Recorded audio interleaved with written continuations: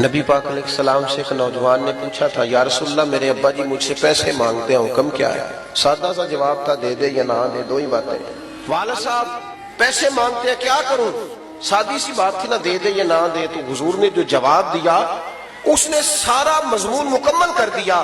محبوب فرمانے لگے تو بھی اپنے باپ کا ہے، تیرے پیسے بھی تیرے باپ کے، جب ہے ہی اسی کے تو یہ تو نے کیا کہا دوں یا نہ دوں، ہے ہی اسی کے، ہر چیز ہی اسی کی ہے۔ ہمارے ہاں کچھ بچے نا والدین کے پاس اس طرح جاتے ہیں رات کو جس طرح MBBS ڈاکٹر نہیں وارڈ میں جاتا، ابا جی کیا حال ہے، دوائی کھائی تھی، کوئی چیز تو نہیں چاہیے، تو ڈاکٹر ہے، تو یہاں ہیڈ آف دی ڈپارٹمنٹ ہے، پتہ کرنے آیا، وہ ان کے پاس بیٹھ، ان کے پیروں میں بیٹھ، انہیں وقت دے۔ تجھے پتہ ہے نبی پاک علیہ السلام نے فرمایا جنت ماں کے قدموں کے نیچے، حضور نے فرمایا جس کا باپ راضی اس کا اللہ راضی، جس کا باپ ناراض اس کا رب ناراض۔ او خدا کے بندے تو ان کی رضا کو پا جا، یہ سمجھ یہ کیا چاہتے ہیں، تو اس طرح پوچھ رہا جیسے ڈاکٹر پوچھتے ہیں آپ ابا جی کے فرما بردار ہے، کہتے ہیں بالکل خرچہ دیتا ہوں۔ تو خرچہ تو کوئی بندہ غریب سمجھ کے بھی دے دیتا ہے، خرچہ دینا کمال ہے۔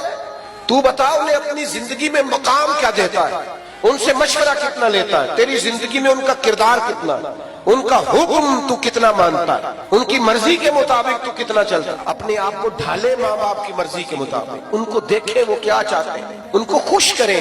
ہلکی سی بھی بندہ بات کر دے نا ابا جی کو، ہلکی سی، چونکہ ان کی کل انویسٹمنٹ اولاد ہوتی ہے، تو بندہ اتنا بھی کہہ دے نا ابا جی اب آپ بھی سمجھدار ہو جائیں، دنیا بدل گیا، تو ابا ساری رات سوتا نہیں رو رو کے کہ پتر میں ہی نہیں سیانا، زندگی تیرے نام کر دی۔